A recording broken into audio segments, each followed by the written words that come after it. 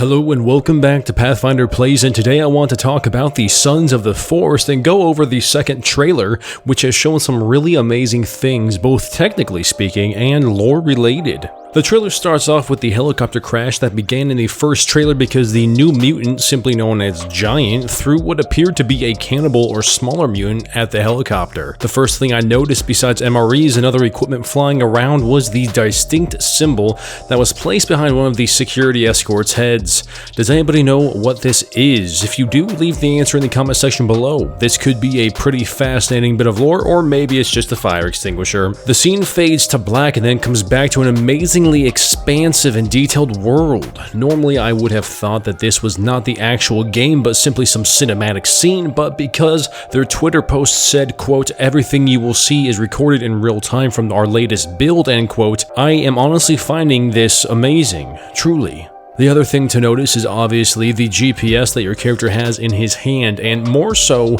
that there is a point of interest marked on it that he is going to. Perhaps this is another crew member, perhaps it is an important piece of cargo that they chipped as not to lose it, or perhaps your character got flung from the helicopter before it crashed and he is finding his way back to the wreckage. Something that I was worried about after viewing the first trailer was that this game appears to be more linear in nature than the first one. It showed story scenes, cutscenes, and you with other survivors. But honestly, this trailer has shown the survival aspect we have all grown to love in the forest, such as cutting down a tree, and by the way, the wood chips flying away look amazing. The next scene shows a blizzard or winter landscape and it looks phenomenal. You get to see where your character walked previously by the trail leading through the snow. There are solar panels outside on the cabin and a tanning rack placed beside the cabin as well. The biggest treat is awaiting us outside, however. A shivering Virginia. Perhaps an offspring of the mutants on the island and having a more human mind, or maybe experiments are continuing somehow and she is a new creation. However, it is clear that she is not dangerous. She is going to your character for shelter and warmth and even waited outside for you to get back instead of just barging into the cabin. Again, we see her laying out by the water during a clearer day. I would assume their relationship with each other has progressed in some manner of speaking. We also get a look at the weapon we can get, which is a modern crossbow. The next scene is dark, wet, and filled with danger as you encounter cannibals armed with blunt weapons. Your character shoots one cannibal in the leg and he reacts as he should. He kneels and clutches the injured part of his body. This is good because it means there isn't simply an overarching health bar for enemies, but limb damage is accounted as well. Obviously, we see that your character is armed with a pistol that is reminiscent of a Glock and came equipped with night sights, which is nice. You are also traveling with the Virginia we saw before, and she is noticeably smaller than the previous Virginias that attack you on sight in the first game. She is also scared of the cannibals, it seems. The next scene, we see two cannibals dead or injured on the ground on either side of you. One cannibal kneeling over one, no longer fighting you, and the other one crawling away in fear and submission. This will make for very interactive fights. The next scene shows your character digging into the ground, and all I can say is that it is amazing to see the dirt being scattered so realistically. While digging, your character uncovers a hatch to an underground bunker type area, which, just like in the first one, is drastically different from the island. It is made of concrete, there are light fixtures, and on the left side of the wall is a power box of sorts. You make your way to a living area, and I don't know if this is in the bunker as well or if it is a different area of the map, but it is obviously recently used. The TV is on, the laptop is charged, and there are knives or some strange items protruding from the wall.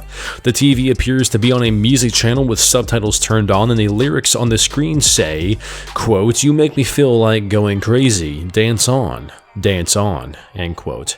The character makes it to a bedroom with what might be a 3D printer and prints himself a mask that is red, or just picks one up that is already previously made. This might be a harkening back to the Red Man in the first game. Perhaps there are others on the island who are taking advantage of the red color to have power. There is a small figurine to the left of the machine, and part of me is wondering if this is just a random toy, or if that may be the Giant or some other mutant we saw in the first trailer. And if so, I don't think it is a coincidence that the arm has fallen off. Perhaps this is a clue or foreshadowing of some kind. Next, we see some base building and defense. The log splitting animation is really something special, and clearing a way for a window is the same. The camera changes to your character walking to his base camp with a bloodied axe, and we see the cabin with a fortified log wall surrounding it. The next scene shows some more details, like the cannibal trying to shoulder charge his way into the cabin, and the cabin itself looks completely different to anything we could have built in the first game. We do see that the zipline has made a return, so that should be fun. We see more cannibals destroying a wall and even a cannibal trying to take a log away. But then we see something very curious. We see an exceptionally large man with a golden 3D printed mask strangle a cannibal with one hand by lifting him in the air. This individual, whoever he is, possesses enormous strength, and it is only after our character comes in contact with him that the red mask is donned. Perhaps this is for protection from him, or perhaps he is teaching our character how to survive in some way. Then finally we see two mutants. One is a split torso with ribs as teeth and walks on two legs. There is no head.